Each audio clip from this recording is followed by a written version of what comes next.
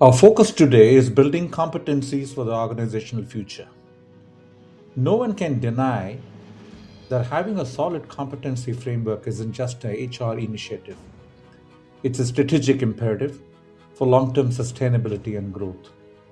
Let's explore how we can build a workforce truly prepared for the future. This presentation series is based on the book Competency-Based Human Resource Management, Future of Work, a Himalaya publication, authored by Dr. Ganesh Shermon of KPMG and now RiverForest Connections LLP.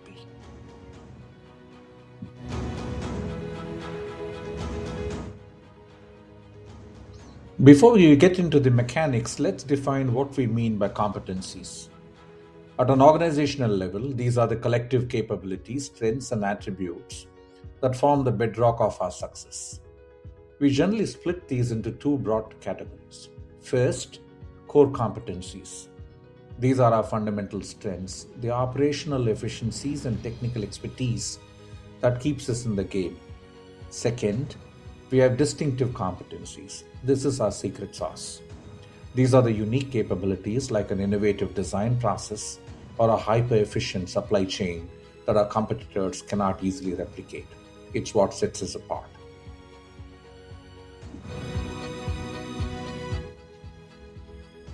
Why do competencies matter at a strategic level? First, they give us a competitive advantage. By knowing and capitalizing on our strengths, we stay ahead of rivals. Second, they drive performance and growth. When we align what our employees are good at with our strategic goals, both productivity and job satisfaction go up. Third, adaptability. In a world where markets change overnight, having a workforce with the right foundational competencies allow us to pivot quickly. Finally, resilience. A competency-based culture is a learning culture which equips the organization to withstand and bounce back from external disruptions.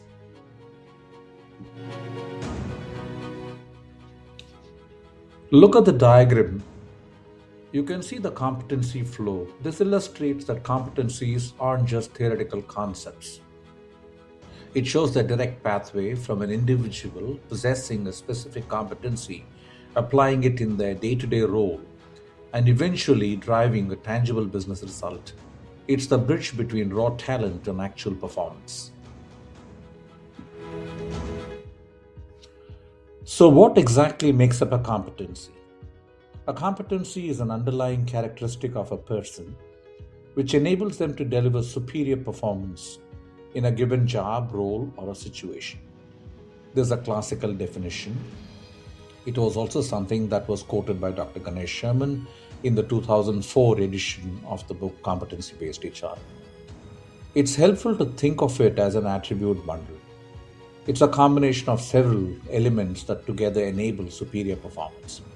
It starts with knowledge, what you know, skills, what you can do, but it goes deeper into traits and behaviors like resilience, your social role, how you fit into a team as a leader or a mentor, your self-image, how you view your own capabilities and your motives, the internal drives that push you to achieve goals. A true competency involves all of these layers working together.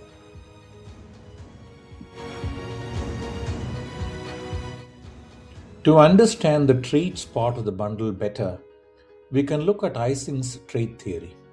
This classic model visualizes personality along two main axes: introversion versus extroversion, and stability versus instability or neuroticism.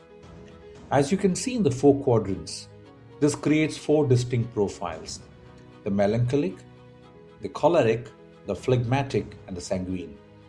Understanding these inherent traits helps us understand why certain employees might naturally excel at specific competencies like leadership or careful analysis, and how they may react under pressure.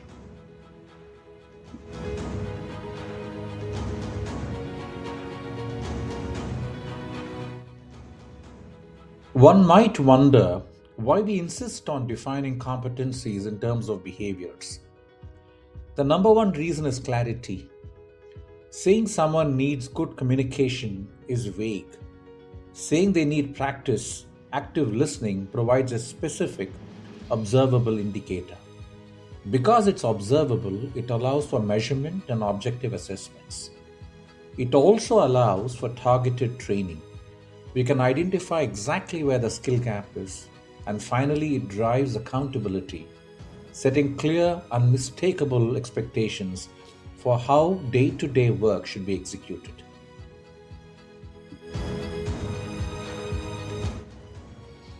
Imagine 8 pillars as those of a foundation that are mostly commonly used when organizations build their competency models. While every company is different, you will almost always see variations of these: customer focus, innovation, achievement orientation, strategic ability, execution excellence, developing self and others, problem solving, and team working. These form the universal baseline for high performing organizations in terms of competencies.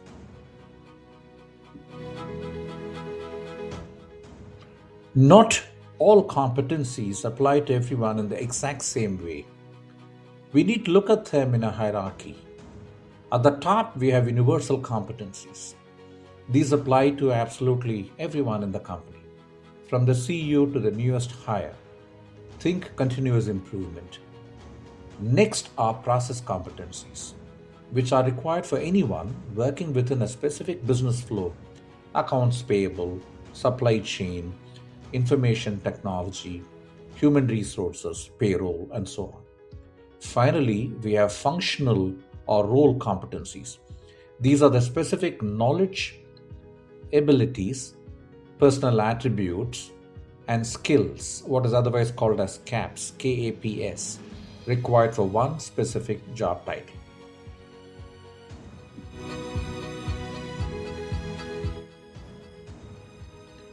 Now, this is my favorite.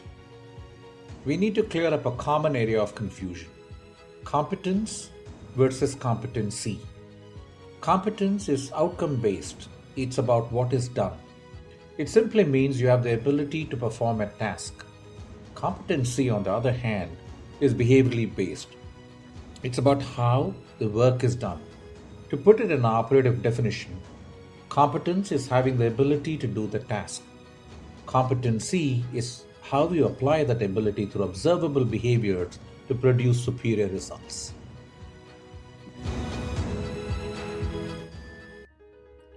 Please study this schematic.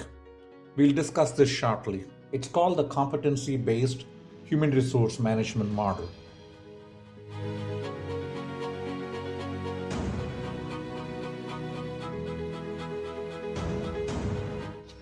This schematic is really the heart of CBHRM framework.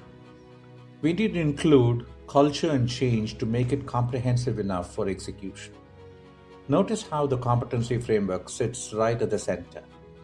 It acts as the hub for the entire HR lifecycle. It informs how we forecast, workforce planning, the tools we use in selections, hiring, interviews, how we structure performance management, scorecards, metrics, compensation, how we map out career planning, training, and succession planning.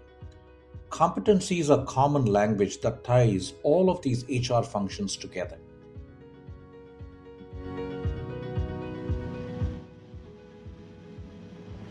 Let's look at business linkages of competencies to globalization. Authors Singh et al. In 2008, in Competency and Performance Analysis of Small and Medium Enterprises and Large Organizations, discussed that globalization of markets and increasing expectations of customers has created a turbulent environment for organizations. The development of various competencies, behaviors, and manifestations by small and medium and large enterprises under various business contexts, pressures, and constraints. Levels of focus given on competency developed by large organizations differ significantly from SMEs. Findings of the study imply that SMEs should be as forward-thinking, proactive in their orientation as large organizations in making vigorous changes in terms of various processes, such as development of competencies, human resource management, upgrading of technology, and its applications and awareness about business, commercial, and competitive market. It is that approach that often throws up something new or exposes a weakness. We probably need numerous top to bottom processes and bottom to top processes before core competencies will be crystallized and have a really significant role in the development of organizational competence on different levels. This study will help organizations in shaping their business or HR strategies for developing competencies as per changing businesses, ecosystems, and market needs.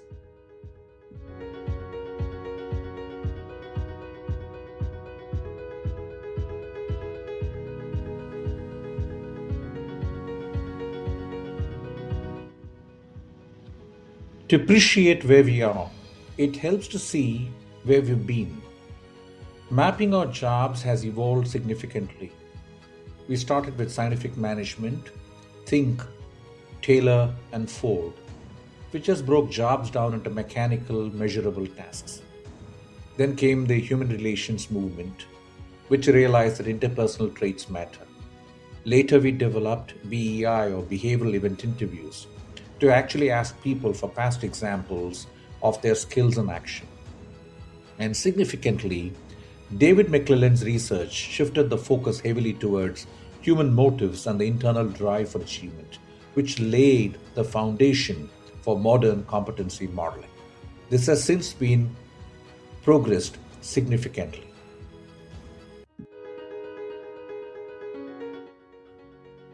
Historically, how did we measure these things?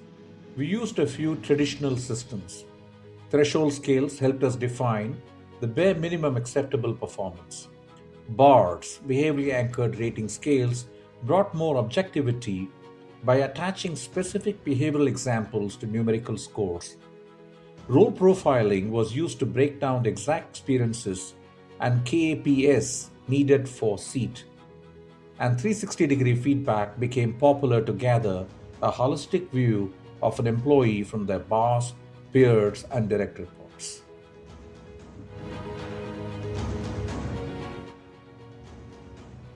Here is a schematic of a competency template that includes the competency, also called as meta competency, the indicators for each of this competency, also called sub-competencies, and behaviors. These are the definitions of each of those sub-competencies. Add to this a competency definition for the meta competency, you will have a complete picture.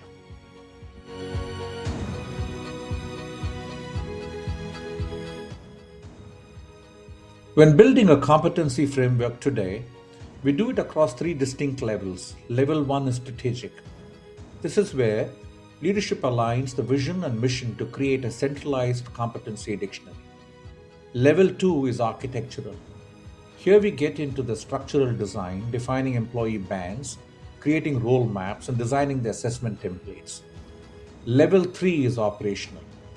This is where the rubber meets the road, implementing the framework through IDPs, individual development plans, gathering assessment data, and utilizing expert panels for evaluation.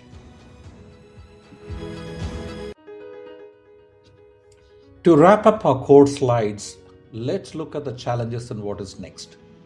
Implementing this isn't always easy. You will face resistance to change from those comfortable with the old ways. There are also occasional conceptual ambiguity, debates over whether competencies drive performance or if high performance defines the competency. Looking at the future, digital transformation is forcing us to rapidly define new competencies around AI, data analytics, cybersecurity, and so on. Eventually, the biggest trend is a demand for agility, shifting our focus towards critical thinking and problem solving so our workforce can navigate a pretty uncertain world going forward.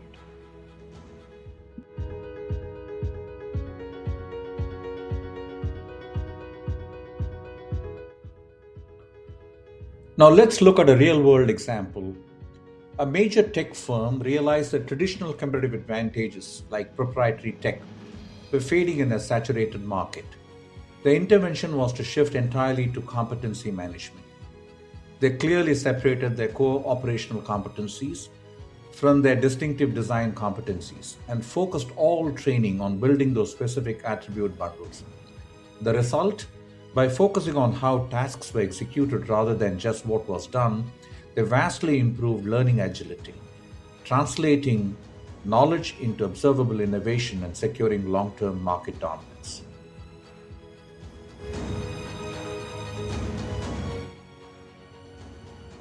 Our second case involves a legacy enterprise suffering from stagnant growth, high turnover, largely because HR was relying on outdated task based job descriptions. The CEO pushed for a full transition to a CBHRM system. HR built a comprehensive competency dictionary, creating a shared language of behaviors across the company. They rebuilt recruitment, appraisals, and succession around this dictionary.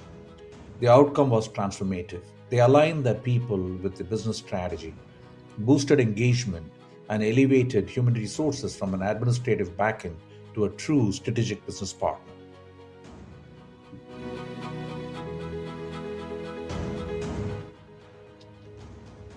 Finally, let's look at leadership development. A corporate organization found their leadership pipeline was failing. They realized they were choosing programs based on charisma and looks rather than evidence, resulting in no real behavioral change. To fix this, they overhauled the program, focusing on vision, method, and impact. They tied leadership behaviors directly to corporate strategy, used evidence based coaching, and implemented a strict 360-degree feedback to measure actual behavioral shift. By holding the program to scientific standards, they stopped wasting money, rebuilt trust, and treated an agile pipeline of leaders ready to drive real change.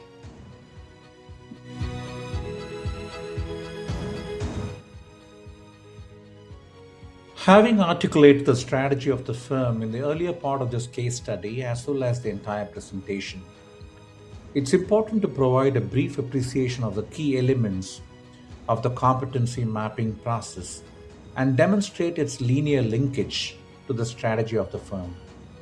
This can be classified into three levels as seen in the picture here, with each of the levels denoting an aspect of the competency mapping process and its overall linkages. There are three levels of competency framework. Level 1 competency framework includes organizational vision, aspiration, foresight, business landscape in which the business operates. Second, articulation of a strategy, core competence, the delineation of the business plan, defining critical success factors and key performance indicators. 3. Creating a competency dictionary in sync with core competence of the firm. 4. Defining the HR strategy and its influence on the core strategy of the firm. The level 2 of the competency framework essentially has 4 points. 1. Organizational structure and architecture, including roles and responsibilities. 2. Defining employee bands, role maps, job clusters, defining variation in levels. 3. Determining the assessment set. 4. Assessment worksheets for individuals, including templates, key areas to be covered, mega and sub-competency differentiation. Level 3 of the competency framework, and there are 5 points here. 1. Short-term initiative in terms of individual development plans. 2. Long-term initiatives in terms of individual development plans and collective team plans and so on. Number 3, integrated individual development plans with that of the firm, the strategy, the department, function, role, and so on. Number 4, assessment data, individual and summarized. And number 5, assessment technique, methods, tools, formats, expert panels, and so on. That kind of provides you a comprehensive, what one would call as a leadership plan, as well as creating a competency mapping process is concerned.